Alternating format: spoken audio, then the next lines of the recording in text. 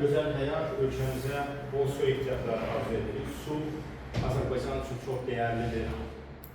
Məlumatımız var. Dünyada 250'ye yaxın ölkə var.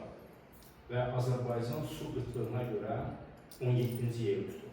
Yəni, bu əslində çox kritik bir mövqe. Yəni, 250 ölkə arasında su ehtiyatlarına görə 17-ci yerdə olmaq, bu demək olar ki, katastrofik bir göstəricidir. İlk baxışdan suyumuz çox kimi görsənir, amma əslində suyumuz çox azdır. Eyni zamanda da ölkəmizin suyunun 70%-i qıraqdan gəlir. Yəni 30%-i ölkənin içində formalaşır, 70%-i isə Gürcüstandan, Türkiyədən, Ermənistan arasında gəlir. Ona görə də onlar da, bu ölkələr də hər il yeni anbarlar tikirlər öz ərazisində. Çünki quraqlıq get-gedə baş verilməlidir. Ona görə də o 70%-in də hər il azalmağa doğru gedir və LoRa deyilən bir xəbərləşmə məlumat göndərir, damcı düşdü, nə qədər düşdü, nə qədər yayıldı. Kapillər hərəkət sensoru və onu müəyyən edir. İçində ortada bir nəm sensoru var. Nəm sensoru nəmin faizini müəyyən edir və bütün bu prosesləri də proqramda, telefonda hamısını görürsünüz.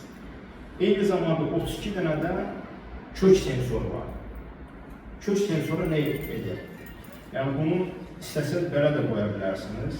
Belə də qoymaq olar, itkinin kökünün dərinliyinə. İstəsəz də bunları bir-birinə əlavə edib 2 metr, 3 metr dərinliyə, yanına doğru da eyniləşdirmək olar. Kök sensoru nə edir? Suyu torpağa verəndən sonra nə baş verir? Başlayıb buxarlanmaq. Siz ana xətti seçirsiniz, klapanın boruları seçirsiniz. Bunlar təbii ki, mütləq olmalıdır. Başladı sulamağa.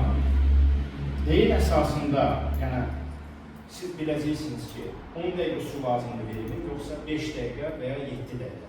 Bunu dəqiq bilmək üçün əsas texnologiya burada başlayır. Suya qənaət etmək üçün neyi bilməlisən?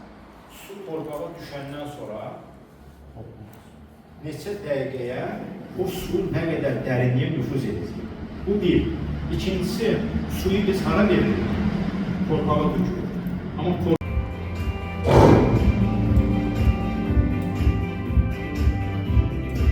sonra sistemin belə bir özelliği də var ki, təzyiq sensoru. Tam ki, siz klapanların girişinə və ya çıxışına təzyiq sensoru qoyulur. Buna birləşdirsiniz. Baxa bilirsiniz ki, təzyiq nə qədərdir klapanda. Sistem onu öyrənir. Tam ki, normalda deyir ki, bir nömrənin klapanın çıxışında həmişə 3 var olur. Amma bu günləri 2 var. С помощью полевых серверов, которые у нас есть, который называется Field Server, в каталоге Hunter тоже они есть. С помощью полевых серверов мы интегрировали систему полива в другие системы. А сейчас получается, что мы имеем свое программное обеспечение, куда мы можем интегрировать нужные области для полива. Это может быть датчики резервуара воды, насосы, автоматическое пожаротушение. То есть нужные для полива системы мы можем интегрировать в это программное обеспечение. Это решение.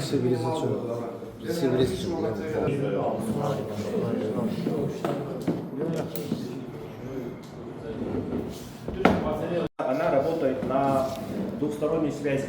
То есть модуль отправляет сигнал сюда и после ожидает ответного сигнала от него же. То есть отправляет сигнал на включение и ожидает ответный запрос, что он включил. Если модуль не получает сигнал от нашего модуля, то есть он через какое-то время, то есть он сначала будет издавать звуковые сигналы в виде того, что ошибка. На дисплее будет у нас ошибка с номером зоны, и через 11 минут, если наш модуль не получает ответного сигнала, он отключает полностью полив в этой зоне. Это может быть эту зону или одну, именно, которая не отвечает. Xəbərləşmə ilə bir-birinə siqnal ötürürlər və əgər siqnal kəsilsə,